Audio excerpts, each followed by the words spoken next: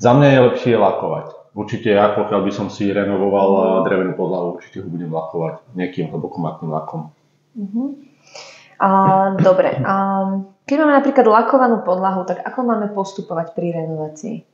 Vypočuj si tento diel aj ako podcast na všetkých platformách. Sme efarby.sk, internetoví špecialisti na farby. Dobrý deň, milí diváci. Vítajte pri tomto rozhovore, kde sa budeme rozprávať o renovácii drevenej podlahy a schodov spolu s odborníkom na natiery dreva Antonom Macangom. Dozviete sa, ako správne postupovať, aby vaša drevená podlaha vyzerala opäť ako nová. Moje meno je Janka Repaková a vítam ťa u nás v eFarby. Tono, ahoj. Ahoj. Tak povedz nám prosím ťa, že čím je vhodné renovovať drevenú podlahu a drevené schody? Čím renovovať? V prvom rade si myslím, že by sme sa mali položiť, alebo ľudia, s čím sa potýkajú, sú problémy toho, že v akom stave tá podlaha vôbec je. A potom by som sa venoval tej ďalšej problematike, čím to povrchovo ošetriť, alebo ako spraviť tú renováciu, tak aby to bolo naozaj že podľa predstav tých zákazníkov. Ak je tá prvá varianta, ak tá podlaha ešte nie je veľmi zničená, tak dá sa to zrenovať jednoduchým štýlom, buď sa to naolejuje, alebo sa to nalakuje transparentným prípravkom, či už olejom alebo lakom. Druhá varianta je, keď už tie podlahy alebo schody sú naozaj že značne znehodnotené alebo zničené a tie povrchy naozaj že treba komplet do živého vybrúsiť a následne buď nalakovať alebo naolejovať. Záleží, kto si čo vyberie. Áno, a aký teda je rozdiel medzi lakom a olejom? Rozdiel je veľmi veľký. Dneska už možno na vzhľad nezistíte, či je povrch naolejovaný alebo nalakovaný hlbokomatným lakom, ale rozdiel v chemickej a mechanickej odolnosti je veľmi vysoký. Príklad, akýkoľvek olej nikdy nebude tak odolný ako lak. Lak má veľmi vysokú chemickú a mechanickú odolnosť, to znamená, že dajme tomu na podlahe alebo na schodoch nebudete mať flaky od kvapiek čistej vody, čohokoľvek, čo vám môže znehodnotiť tú podlahu a urobiť tam teritoriálne flaky alebo nepríjemné nejaké obrazy, ktoré vám na tej podlahe potom zostanú a preto to tí ľudia potom chcú následne renovovať. Takže ty máš taký názor, že čo? Že... Za mňa je lepšie lakovať. Určite ja, pokiaľ by som si renovoval drevenú podlahu, určite ho budem lakovať nejakým hlbokomatným lakom.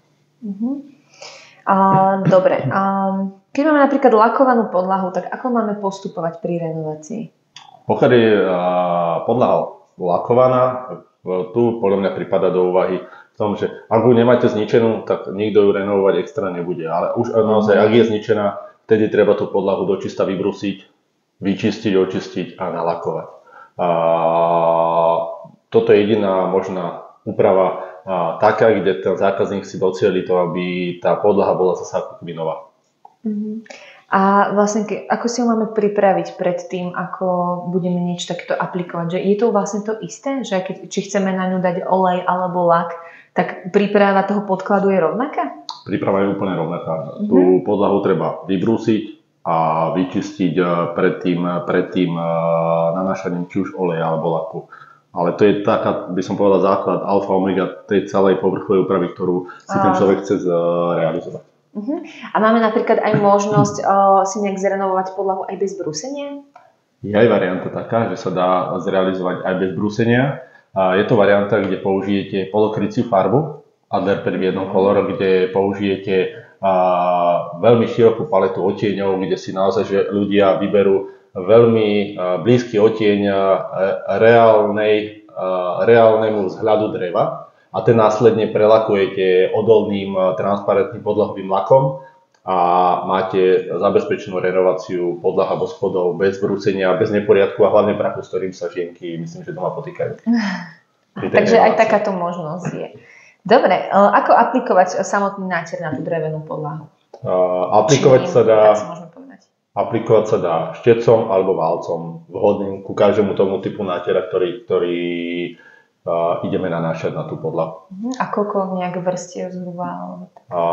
Čo sa týka podlah a schodov, je to niekde medzi 2 až 3 vrstvami pri tej realizácii 2-3 vrstvy sú ideálne. Ja by som to robil asi 3 kvôli dlhodobej záťaži a dlhodobej trvácnosti. Aha, áno, tým, že je to podlaha. Áno.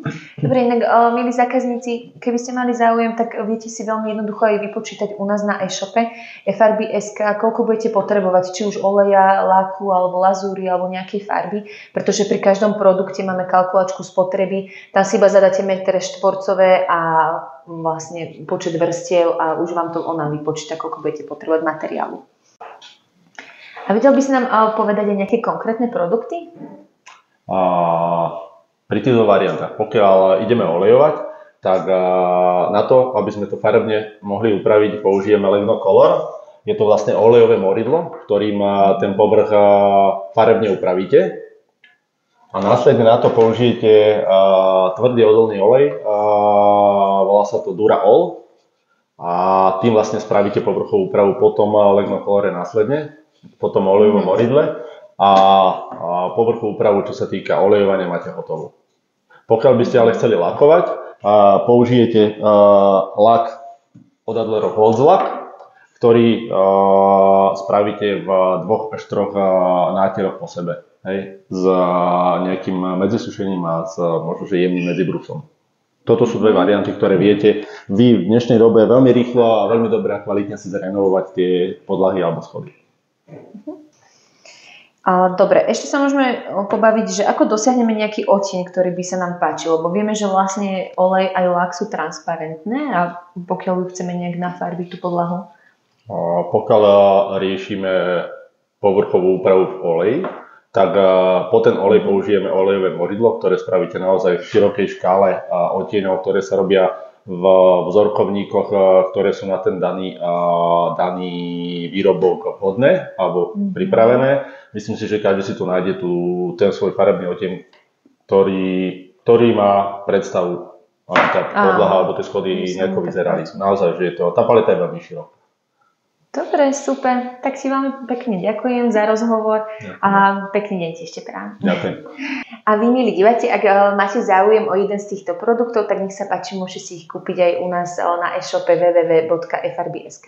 A pokiaľ máte ešte nejaké otázky alebo nejasnosti, tak kľudne nám zavolajte na telefónne číslo 041 202 8892 alebo môžete aj napísať e-mail nášmu špecialistovi na specialista@frb.sk.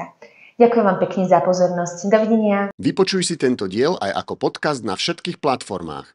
Sme FRB.sk, internetoví špecialisti na farby.